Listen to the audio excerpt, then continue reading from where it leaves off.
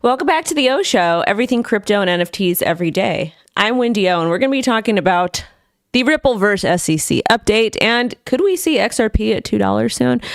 So I originally had heard somebody, I might have been Twitter or whatever, they're like, can you stop talking about XRP? The lawsuit's over. It's in fact not over. So we will keep talking about it, and we will keep covering it because it does matter. It's extremely important. The reason why it's important is because case law is important.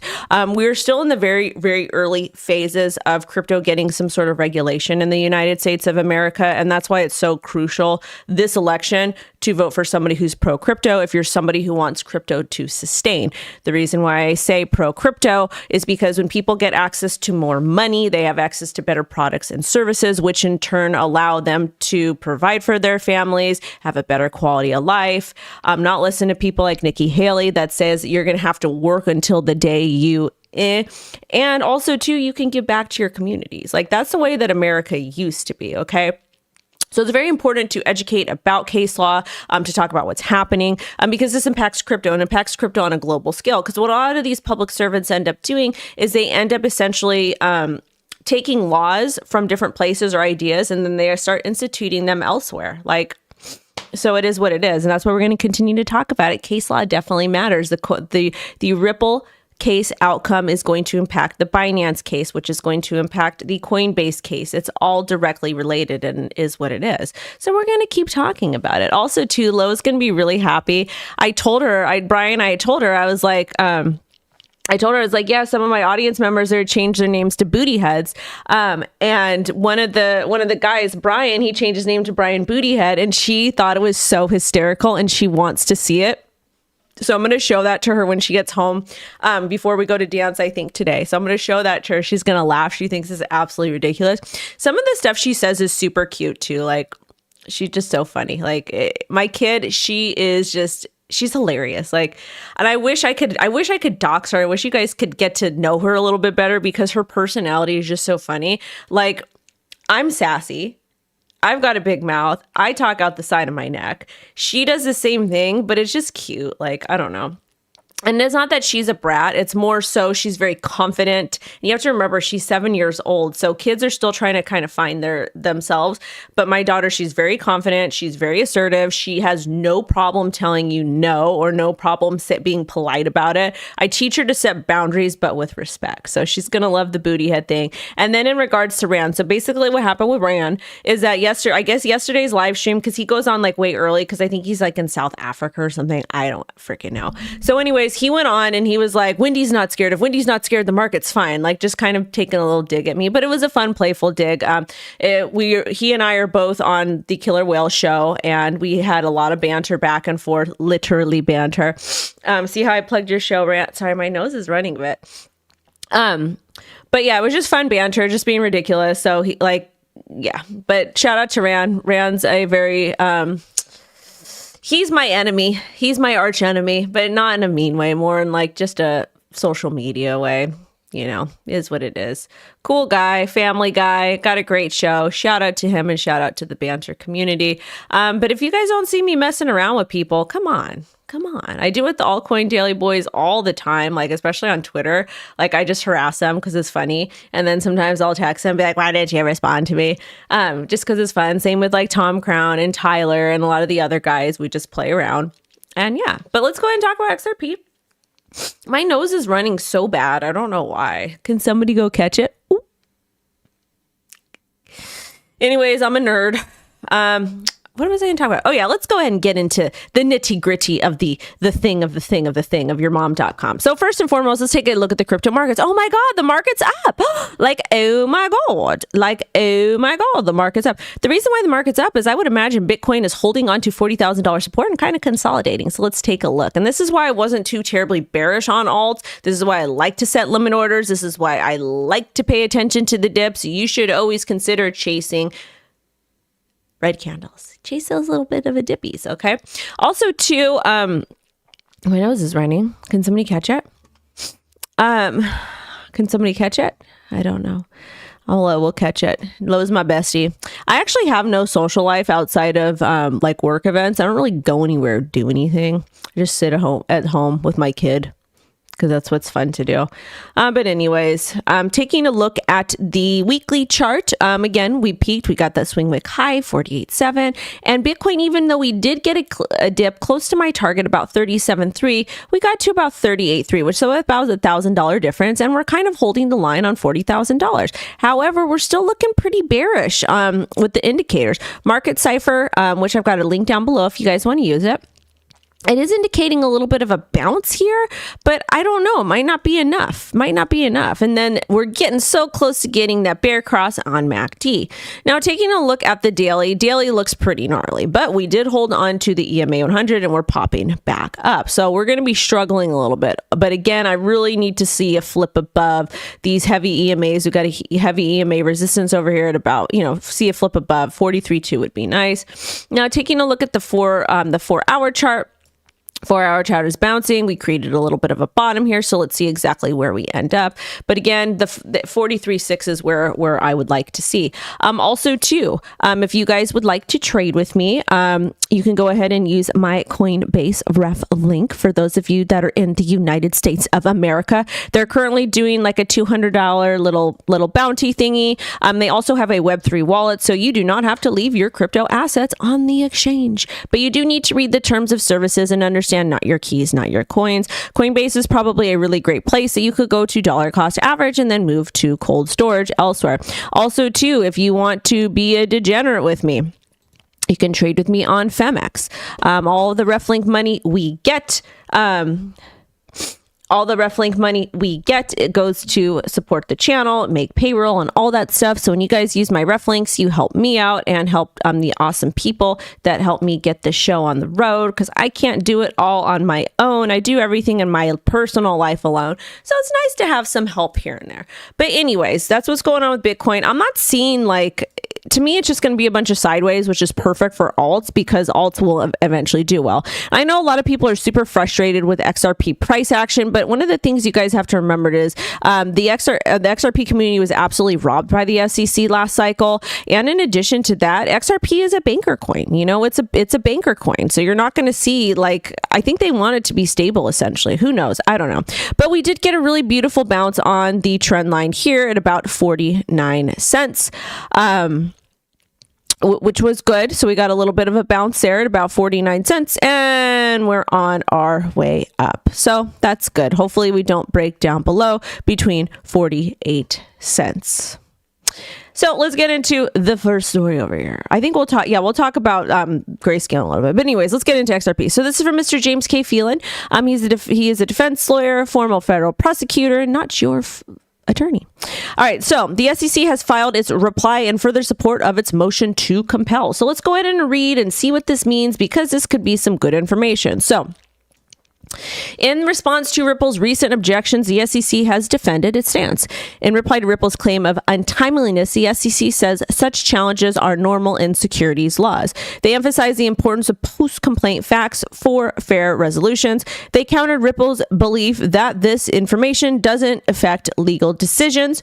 Regardless, Ripple's hesitation in sharing specific contracts in a new court hearing, the SEC explained that the contracts are crucial for predicting if Ripple might break the rules again and ensuring they followed the court's decision.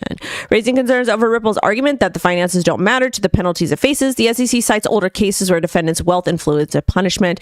SEC claims it has a right to detailed info about their finances, contracts for informed decision-making. This is a bunch of BS, honestly. The SEC wants to use old case law to use the law, but they're not willing to help to put law into effect. So it's just, the whole thing is really, really bizarre. I'm team Ripple here 100%, really, because just what's happening is wrong. The SEC explained that the contracts are crucial for predicting if Ripple might break the rules again and ensuring they follow the court's decision. Why are we spending all this time and money against somebody who beat you? You got beat. If anything, you need to return the money to American taxpayers, and you also need to be fined and pay restitution and reparations to the XRP holders, because I've about had it. Because they missed out on a really great run because of your scandalousness. So stop being so scandalous over there, SEC. But anyways, just a bunch of BS. They're wasting time. They're wasting taxpayers' money. It just is what they do. And it's Who wants to deal with all of that? But anyways, it's just a bunch of back and forth BS with it. And I'm getting about tired of it. So I don't know. I mean, like, we're going to keep covering the case because it's going to be very, very important. But at the same time, it just gets frustrating. And it feels like we're fighting against something we can't beat. And it just sucks the way the United States of America has changed. Like, people literally came here to get a better quality life. Like, America, like the way that America was founded, I know some of it's very controversial, but people literally flee to a specific place because the tax rate was too high. So they came to America, and then they're just doing the same exact thing. Like, we don't have a king and queen here, but we have like a whole group of people that are so beyond corrupt. It is disgusting. Like, and you should be pissed and you should be mad about this, because things are just like, oof. Like, I was in group therapy yesterday, and I was just hearing a lot of the people in there just talk about the current job market and how stressed out they are. And like, it's hard to get a job, and they're spending all this time and they don't get called back. It's just like, it's a hot mess here. So it's like, how are you supposed to compete with the rising cost of living, keep a job that doesn't pay a lot, and pay your damn bills? Like, so I don't know, but I don't know about you. I want to work for the SEC and get paid to do absolutely nothing. Okay. Anyways, we have 275 intelligent people in here. So I'm going to need y'all to smash the like, smash it. And then thank you guys for being here and supporting me. It's always nice to have people in here that support me, because it feels nice. It feels nice to know that people care about you. Okay. You know what, Nicola, I don't really appreciate that comment. It's very rude. It's very disgusting. Just so you know, I have a 7-year-old daughter who's got a cough. She's been on and off sick for the last, what is it, like 2 weeks. So that's what happens. Like, when you're a parent and when you're the primary caregiver that has 80% custody of that child, you get sick because you're the one that's up late at night. You're the one that's taking care of them. You're the one that's waking up early, getting them to school. You're in very close proximity with them. You got to get them dressed, handle all that business. So if you don't have kids, you wouldn't know. Or if you're a deadbeat dad, you wouldn't know. But we don't do that type of stuff. And I don't like to assume things about people. Like, it's just really gross to say that. So don't say that. And don't come to the channel talking about that, because I will clap back and I will start talking out the side of my neck. But I got a little bit of a stuffy nose. But I think what's actually helped me not get full blown sick is I've been drinking chicken bone broth in the morning. I'll heat it. I get like a cup, put it in a mug, toss in the microwave. 45 to 60 seconds, chug some mineral water, and then some coffee, which the coffee is starting to hurt my tummy. So I'm probably going to have to stop taking it with milk. But anyways, let's get into the next news story for you intelligent people and you awesome moms and dads out there. So I'm not going to talk about that. I'll talk about it later. But this is from Bitcoin Archive, Archie. We love them. But just in Grayscale, just sent another 19,200 Bitcoin worth 760 million to Coinbase. So it looks like they are actually, because somebody had said, I think it was Ryan Balkus something. I think they had said that they were only doing like $500 million limits a day. But I don't know if that's true or not. So I think that they're doing maybe a little bit more. We'll see. And are they dumping on the open market? Oh my. Wow. But look they're sending in little tiny amounts.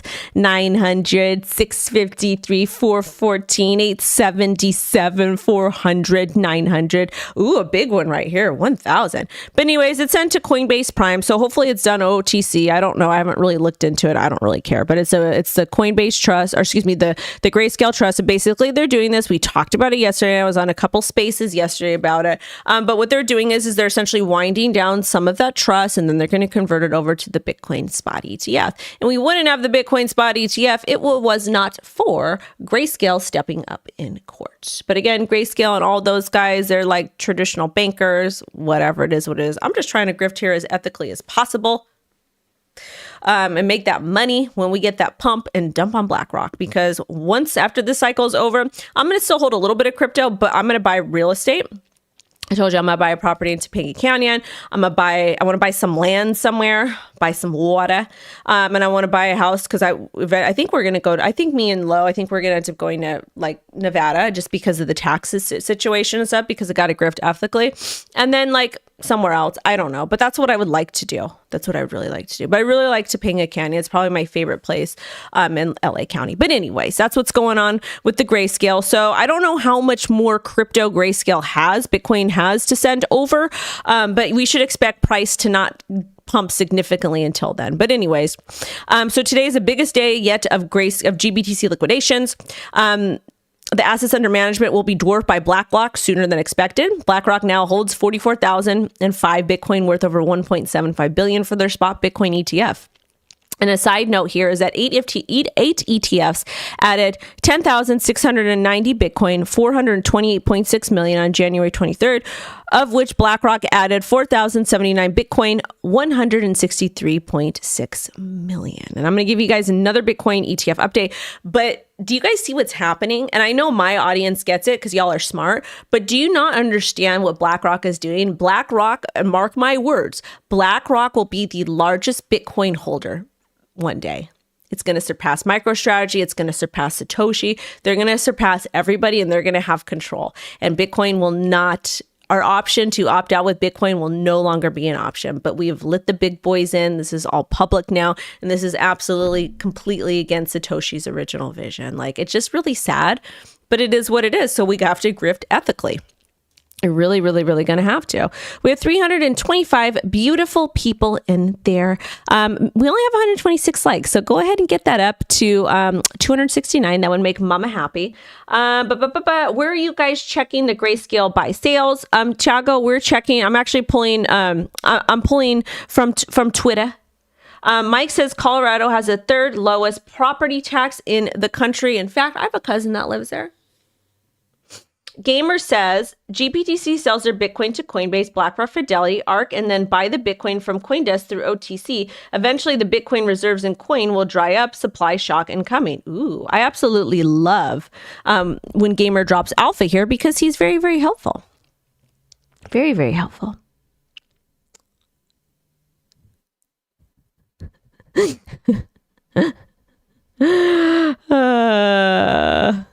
I'm just reading some of these. Yeah, smash the like, babies. Also, too, do you guys have dogwifhat? Do you? You should. You should. I don't know. I don't have it. But anyways, Arizona used to have low fees taxes. Then they lean on others to raise the moon. Yeah, I see that. I see that. Yeah, so it's like getting hard in the United States of America. These glasses, I actually got these glasses. Let me tell y'all something about these glasses. When I first got health insurance,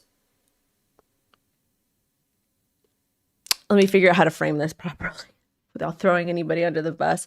So when I first got health insurance, and I was working in Pasadena, and my person I was taking him back and forth to different appointments and stuff like that. But I went to his optometrist. And so I got these and I still have them. They're actually my favorite glasses. I think I only paid like $50 for them, but I like them. I like them. They're the best. But it was in the hood. I don't know if that place is still open. It's like a million years ago. But anyways, I like to share little tidbits with you guys because I'm an idiot on the internet. It's funny. All right. Shout out to Andrew. One of the biggest days yet. Grayscale GBTC liquidations. More than 800 million sent to Coinbase. Multiple constituents voting with their feet and exiting GBTC. The assets under management will be dwarfed by BlackRock. Yes, yes. Shout out to Barry Silbert. Daddy Silbert over there dumping on us. Ooh, baby. All right, now here's some more from Mr. Archie. So this is basically what's happening with the ETF update, day 8. 982 million net inflows, 20.3 billion trading volume. In outflows, 4.95 billion for the 9 new ETFs, 3.96 billion grayscale outflows. Trading volume, 10.8 billion grayscale, 9.5 billion new ETFs. Jeff Safat. So cool. That's what's going on with Bitcoin. I don't really care about these numbers. Why don't I care about these numbers? Because these are TradFi people. I don't care about them.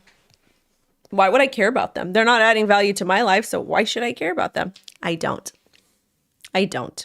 Today, I only care about my kid. That's it. All right, let's give a big shout out to this moron over here. She is a moron. She makes all women look bad. But this is probably the dumbest tweet I have seen from this woman and her PR team. So she said, Intuit ads for TurboTax deceive consumers by claiming its tax prep services were free, when for millions of Americans, it wasn't true. This is a dirty trick, and the FTC has ordered into it to stop these schemes. Okay, so let's talk about this a little bit, okay?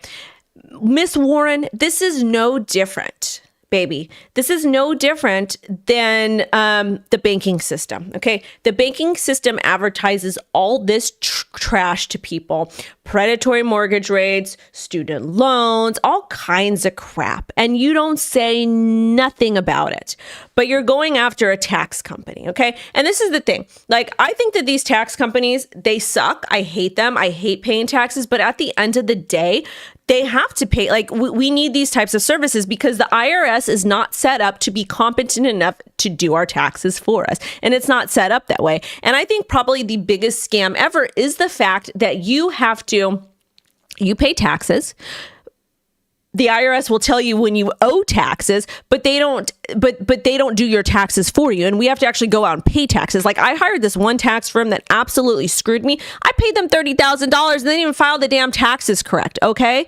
And I've paid so much money trying to get my taxes filed because, you guys, at the end of the day, if you do not pay your taxes, they will lock you up. They will charge you interest. It's just a ghetto mess. Okay. It is just an absolute mess. So this is why we talk about grifting ethically and paying our crypto taxes and doing the right thing, even though we don't like to, and even though taxes are a scam, okay?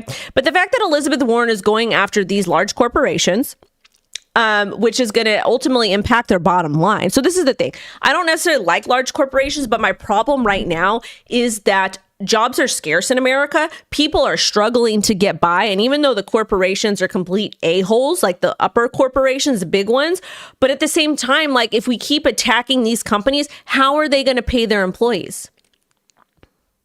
I feel like most people employed in America are from corporations. You know, it's just cuckoo. So she's a dummy. We have all these public servants that do absolutely nothing. And I've just about had it. Okay. I've about had it. Queen says, I ain't going back. Yeah, Gamer is helpful. He posts a lot of really good stuff here. You know? Hold on. Where's my... I'm getting tired. Wendy's tired. Wendy's tired. I'm just going to go sleep after... No, I have a lot of work I have to take care of. I got a lot of work I got to take care of. All right, let's talk about this now. So, God, she's so insufferable. Imagine having to spend hours of your time or paying hundreds of dollars to file your taxes with TurboTax and H&R Block. The direct file pilot is a powerful, important first step in the right direction.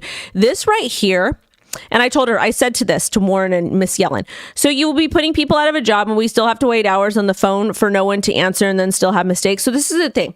I think that the IRS should the IRS should acquire all of these companies and then they could do the taxes for us. And then because our taxes should pay for that, you know? But anyways, so this is the thing. This pilot program she's talking about, this is going to segue into a CBDC. And that's one of the reasons why they're pushing the CBDC. Okay. That's why they're pushing the CBDC. That's what they want to happen. And it's just going to get really ugly and it's going to get really, really nasty. But this is a ploy.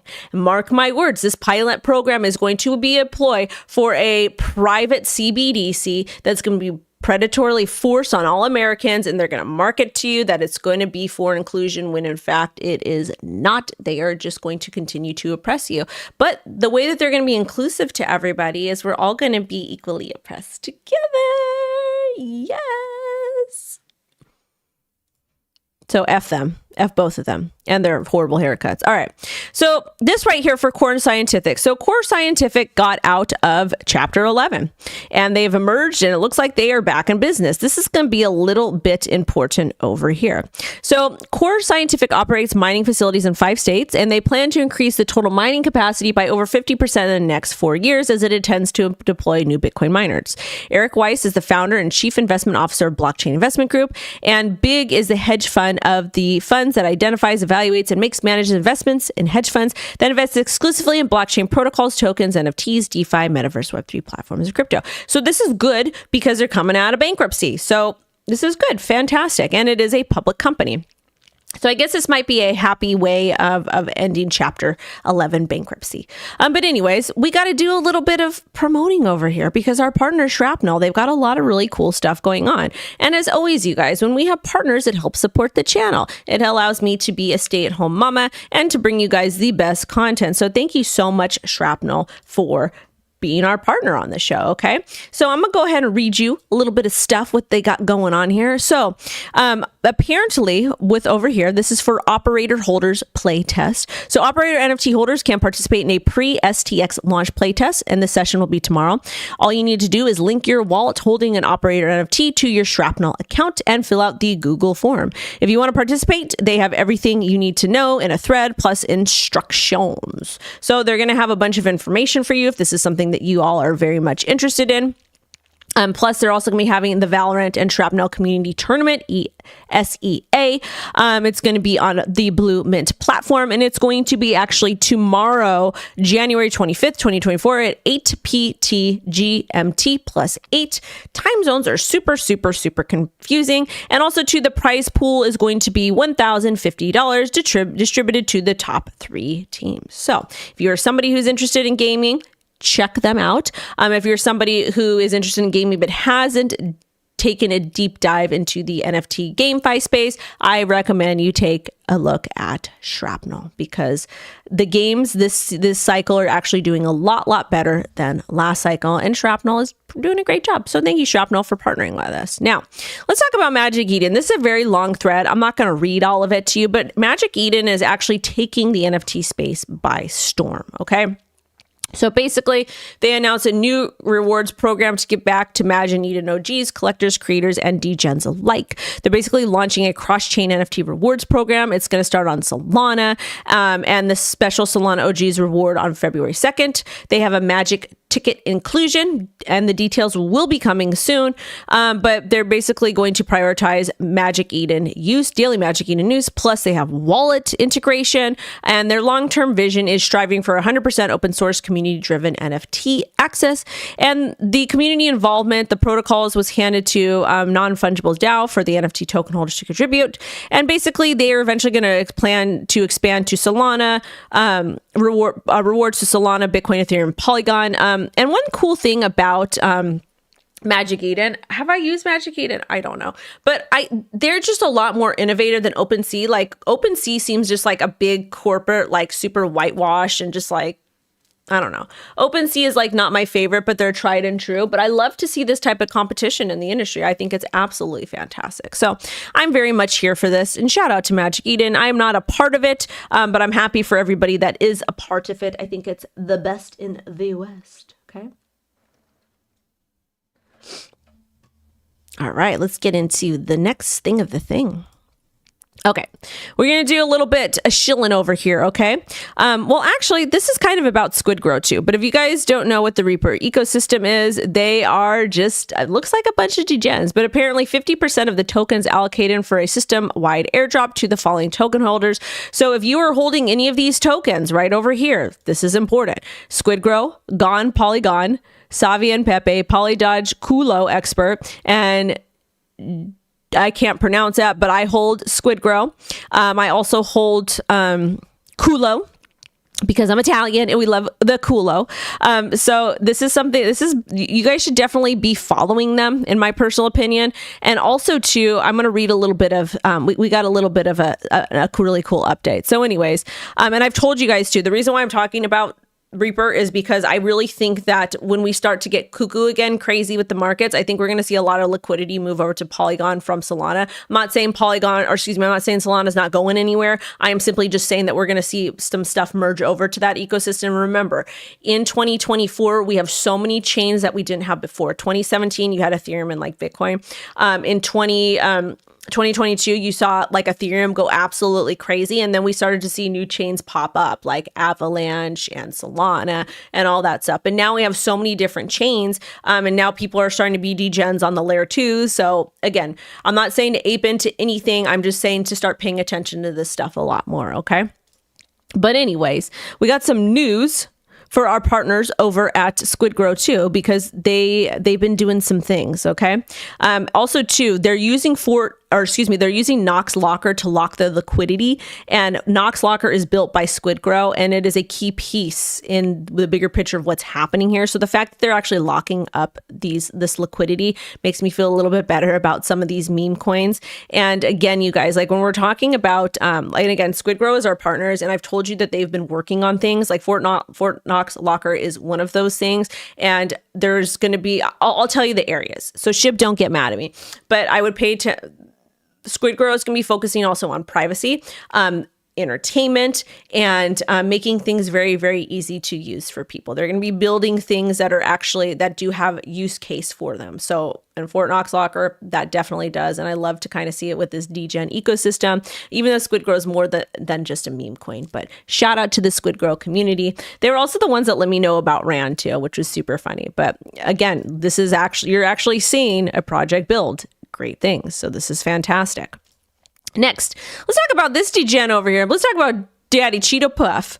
So Mr. T was labeled wallet has over 1 million of Trump meme coin. Let's see what happened. Sometimes, again, with these coins, people will go ahead and start sending it to big public wallets. So let's see what happened here. But apparently, 7,100 worth of Trump sent to Donald Trump label crypto wallet is now worth over $1 million, and the token has nothing to do with the former president directly. Traders are using the tokens as a speculative bet on his ongoing presidential campaign. But basically, what happened was, okay, so this is the cool thing about crypto. Well, it's got its pros and its cons. But with this particular piece right here, this is just basically indicating that people sent crypto to Donald Trump's wallet and he's holding it and he hasn't sold it. So I don't know. I think that's kind of cool. It's kind of funny, but I think he should totally sell it to fund his campaign. I don't know. Are you guys voting for Trump? We have 372 intelligent, kind, decent people in the chat. Thank you guys so much. If you would just give me some love and smash the like, we'd love to get up to 369. That would be amazing. So we do. Jacob, I do have a lot of mods. Why do I have a lot of mods? Let me tell you, baby. Let's go ahead and tell you why. So the reason why I have so many mods is because these people have been watching the channel consistently. They show up every single day. They are not getting compensated for their time, and I appreciate their effort. And if you're somebody that walks with me, if you're somebody that rocks with me, if you're somebody who's a decent person, I don't care where you come from, but you're going to get, I'm going to put you up. I'm going to put you up. So those are the people that have been showing up every day. They comment, they interact with me, and I trust them to be mods. So that's why we have a lot of mods in here, and we will be continuing to add people to be moderators that are just kind, decent people. Why wouldn't you? Why wouldn't you want to like interact with your community on a more like personal level? Like, I think that's cool. I don't have my nose up in the air. I'm just a mom, baby, that happens to talk about crypto and have a big mouth and talk out the side of my neck.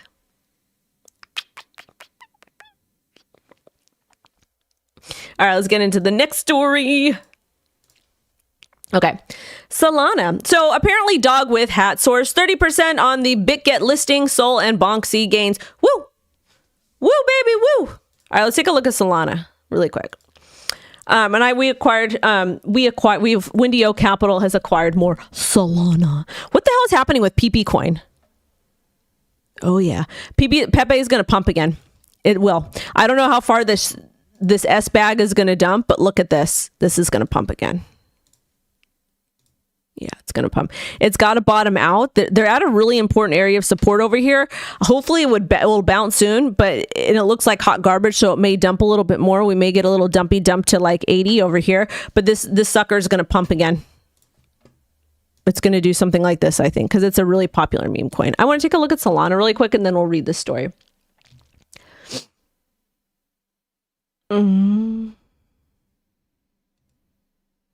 All right, so this is Solana, and if you placed some bids in our range, baby, look at you would have been doing well. You almost would have caught the bottom, but you caught this dip over here at 82.13, and you're up. So again, just little fibbies. So Solana is she's starting to make some nice upward movement again. So she's down and then she pops up. This is the daily. Taking a look at the 4 hour. 4 hours hitting a little bit of a resistance over here at 87 cents. I need to see us get back above $93.65. But honestly, this is fine fine with me. If we can continue to consolidate like this and not get that breakdown, which I would love the breakdown, I'll buy more, or even, you know, this pop up, that's kind of what we can look for. But honestly, let Solana go sideways. Just let her go sideways for now until market figures whatever she's going to do out. And then we'll do our little thingy thing. But basically, dogwifhat pumped over 30% in the past 24 hours, that it will be listed on bitget. Trading on bitget began earlier today, so this actually did play out. And WIF is starting an offering in the bitget innovation zone, and that's for trending tokens and initial listings. Basically, they're going to have a 60-day valuation period, and it's given to newly pairs listed in the zone. WD listed will be delisted if the trading pairs do not meet certain criteria. And WIF is also listed on the Backpack exchange today. I don't know what the hell that is, but I think that's actually a good idea. Like for a lot of these exchanges to list some of these projects, is to give them like a waiting period. And if they don't have enough liquidity, if they don't know what needs to be done, then throw them out. So I rock with that. I think it's good. We like that over there. That's nice. All right, next. All right, so this is from Mr. Moon. He says, good article from the block. Sol is doing more real transactions than every single Ethereum L2 combined. And this is actually fantastic. This is from the block. It's from their research team, but it's basically indicating that Solana is doing a lot more transactions than all of these other ones that are essentially kind of like ETH-based stuff. So this is telling you, and I'm not a dev. I don't really know too much about the tech aspect, but this is just telling you there's a lot of activity on the network. And I really do think that Solana is going to be around, and I think they're going to continue to directly compete with Ethereum. So yay, Solana. And I got my moon bags, baby. I got my moon bags. Did I miss anything?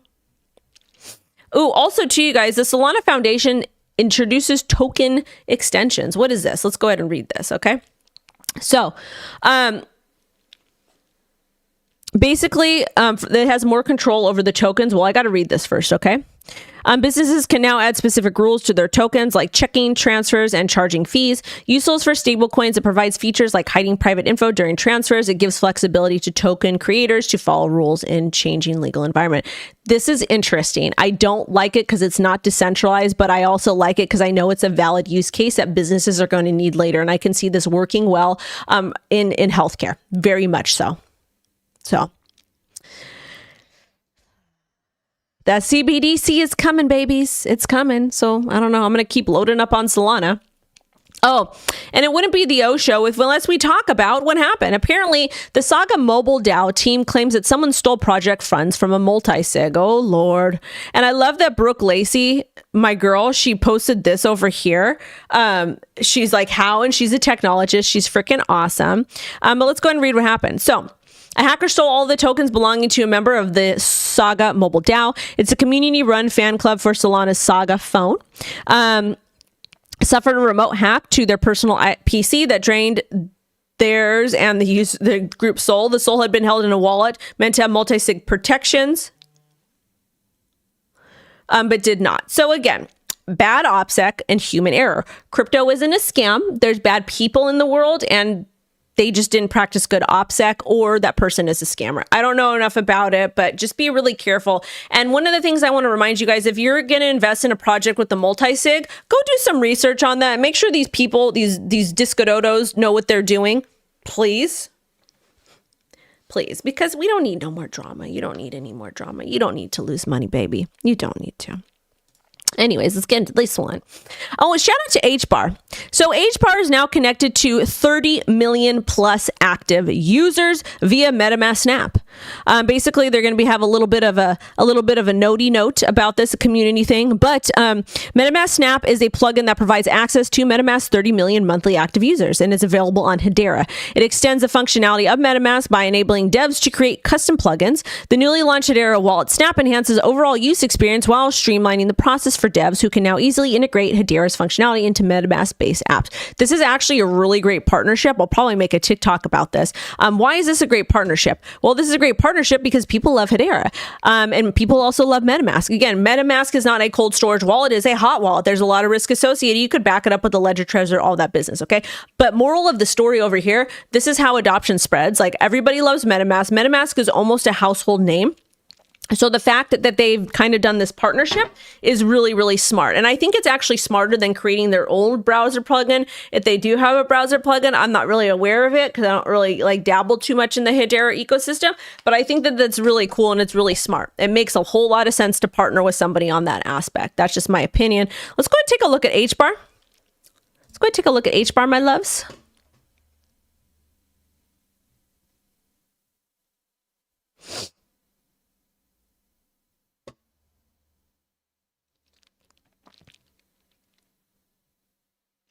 Where is she? Oh, here we go. So this is hbar. Unfortunately, this didn't do too much to the news. Like, well, it's actually playing out really nicely. And I didn't even know about the news. We didn't drop all the way down to the EMA 200, but we were trading here at about 7 cents and we pumped. We got a swing of high to 0.072. Hopefully we continue to climb. MACD looks like she's getting ready on the daily. Taking a look at the 4 hour. The 4 hour had a nice move up, but we're hitting some resistance. So let's hope we keep moving up to about 7 cents over here. Right now, I think with crypto, the play is going to be like with meme coins and a lot of these smaller ecosystems, which have a lot more risk, or you can just simply buy the dip on the altcoins. But anyways, you guys, I'm going to get going because I got to do some work. We have an amazing 420 people watching, 260 likes. Thank you guys so much for being with me. I really, really, really appreciate it. And have fun. Be safe. And just thank you guys for being with me and actually showing up today. It means a lot that people like to show up and watch the show. So thank you so, so, so much. Also, big shout out to our partners over at SHRAPNEL and then, of course, SQUIDGROW. And, you know, thank you guys just for supporting me. And I will be dropping a video about Ethereum later at 3:30 p.m. PST. And I'll probably do a ticky-tacky on Hedera. Anyways, you guys, thank you so much. Sending you all love and light. Bye-bye.